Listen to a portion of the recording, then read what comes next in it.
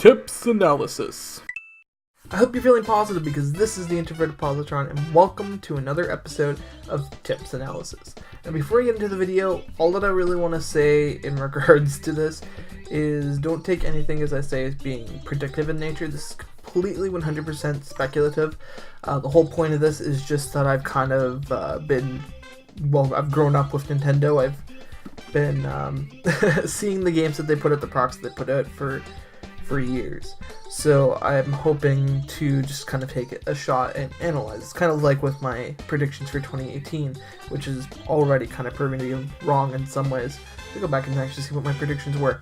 But in any case, we need to. I just want to make that clear.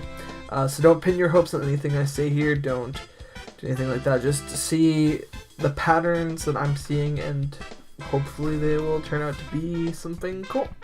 So anyway, let's get into this. So, if you have been watching this section of the channel, this discussion section, you know that I do a lot of videos on Nintendo, and there's a lot of good reason for that. But I haven't wanted to touch on this topic until I was closer to done Odyssey, and although I've been finished the game for a while, the Let's Play is still going on for a few more months, probably into the summer to be honest. The Let's Play is quite long, but that's beside the point. The point is that I wanted to talk about this just because I wanted to kind of get an idea of what Odyssey was like, so that I could actually talk about this and kind of make some interesting observations. So, since I've been with Nintendo for so long, it's been my favorite video game company for a long time, even though they don't produce all of my favorite games. You start to see some patterns, some ways that they work, and yes, Nintendo is known for being incredibly unpredictable, and that's true. They are pretty unpredictable for the most part. You aren't going to see certain things come out of places. You're like Nintendo Labo, completely unexpected. We didn't expect to see the Switch be what it is. You never know with them, and that's fair. They don't always make amazing decisions either, which is normal.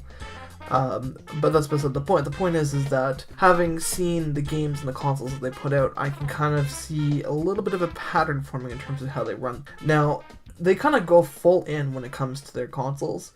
For instance, if you look at the N64, they went straight into the cartridges, they kind of expanded on it.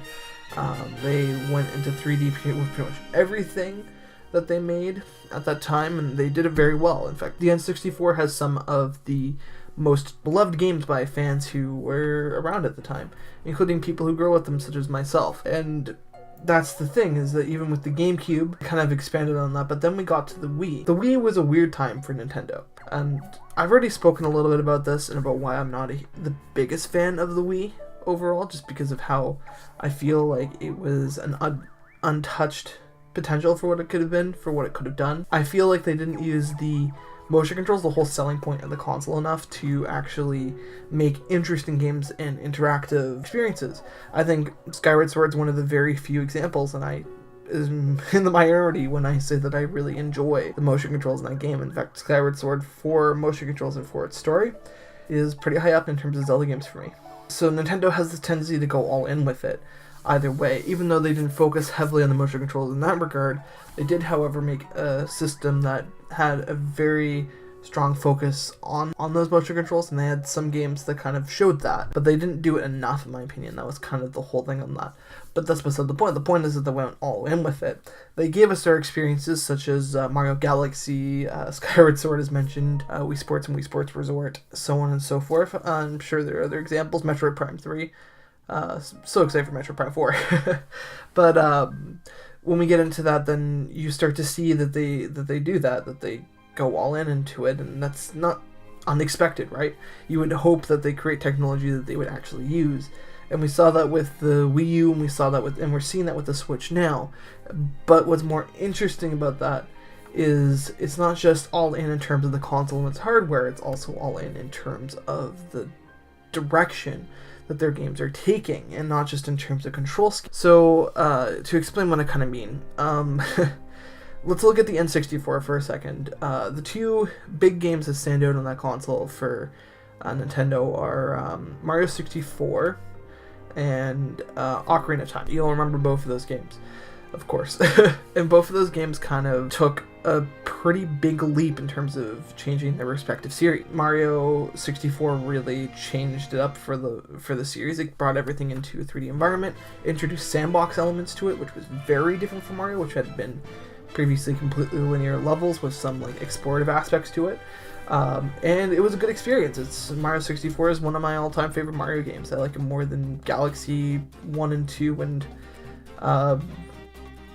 not Sunshine. Sunshine I like more. And whatchamacallit, the other one, 3D World.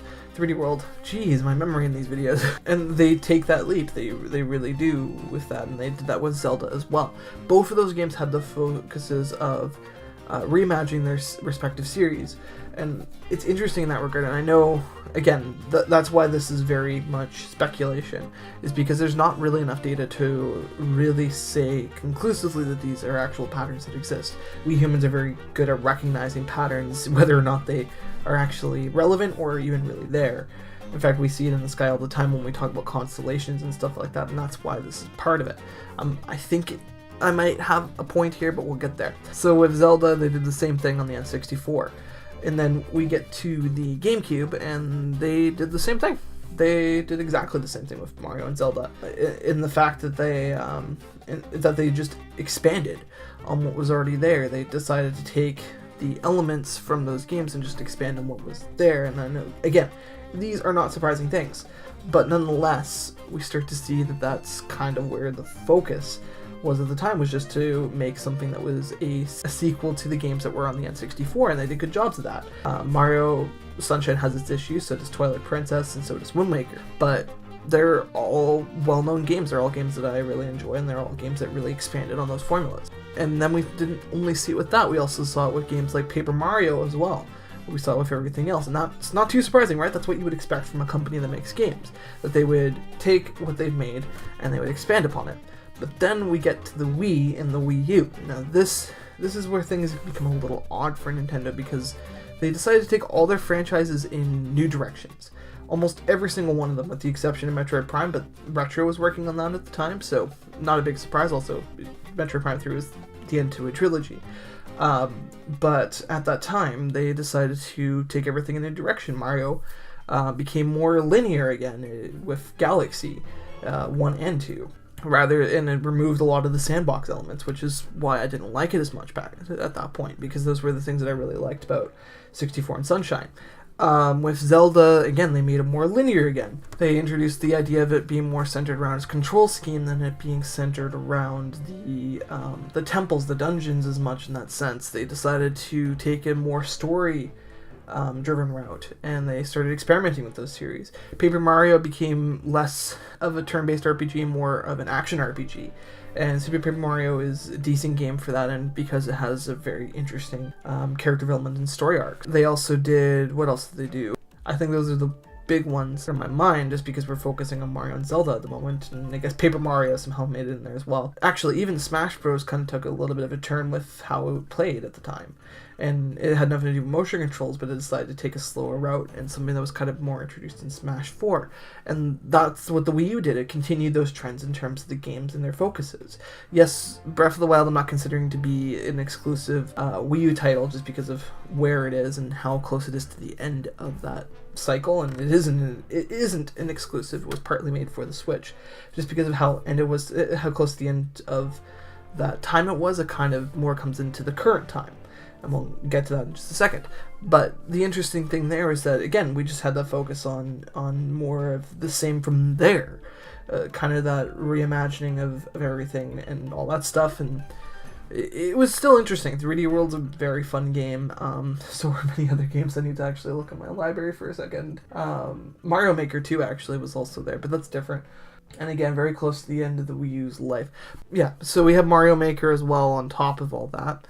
And what we have is very interesting. So, and again, it's just because of how few generations we have to really analyze. I know that they've had, let me think for a second, 1, 2, 3, 4, 5, 6. This is the 7th generation of Nintendo consoles.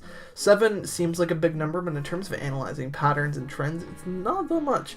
Yes, it's been over a long time, but it's interesting because of how slowly these things progress. But anyway, now we're on to the Switch, and the Switch has shown a very interesting trend, a very weird way of looking at it, and something that I'm interested in seeing if it's something that's expanded on. And that's that Nintendo seems to be revisiting a lot of their old franchises and a lot of their old concepts.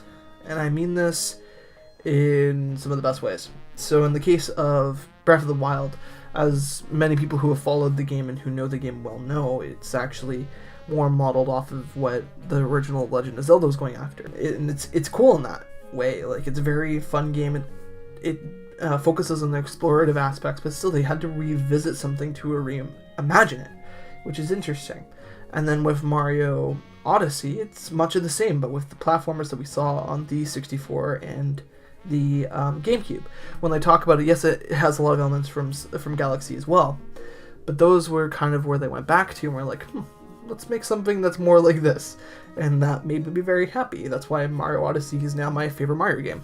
But the fact of the matter is that for both of those games, they revisited those old franchises, and it's 2 games, right? Not a big deal.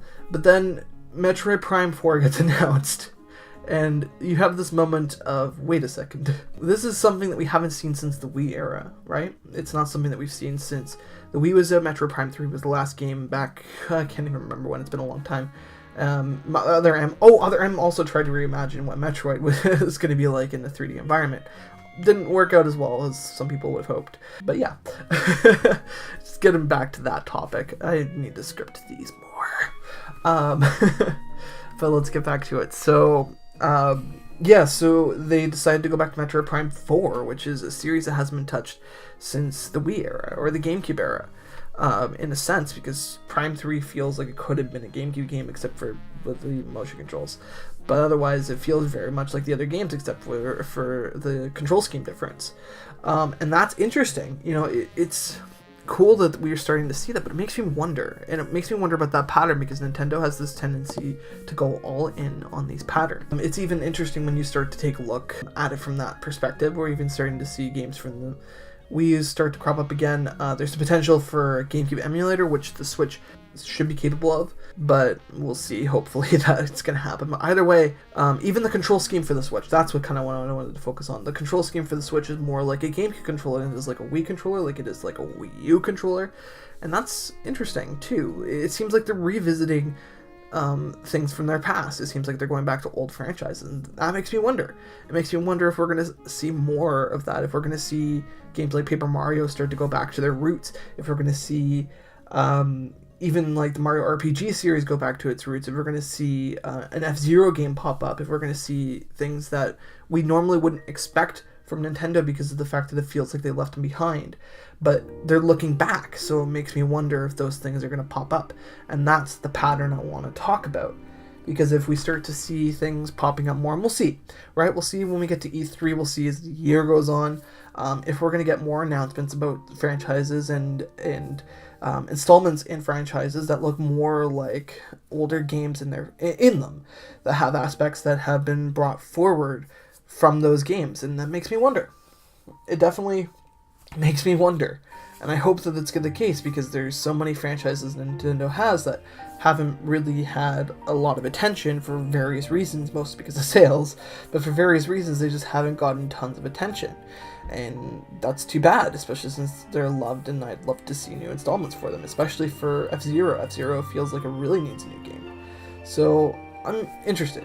Anyway, on that note, let me know what you think about this. I know that it's a little hastily put together in regards to this. I like to just kind of share my thoughts in this, and this is something that's been on my mind for a while. But yeah, just let me know what you think about it. Let me know if you think that this is something that's going to happen, if you have a different idea of what Nintendo might actually be focusing on, what that pattern might show. If there is a pattern, if you have an opinion on that, let me know. I'm curious to see. This is all about discussion. That's what this whole series is about. So far, it's been more about me discussing with you, but I also want to, or talking at you, but I more also just want to discuss with you.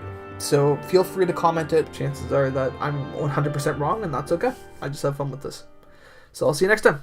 Bye. Thank you so much for watching. I hope you enjoyed the video. If you did, remember to like, comment, and subscribe if you haven't already. It really helps with the channel, and it's always appreciated. I'm going to leave some links here so you can go check out some other stuff on my channel, or you can always just search the channel. There's lots of stuff for people, playlists, and all that stuff. And so on that note, thank you again. Have a great day, and remember to keep positive.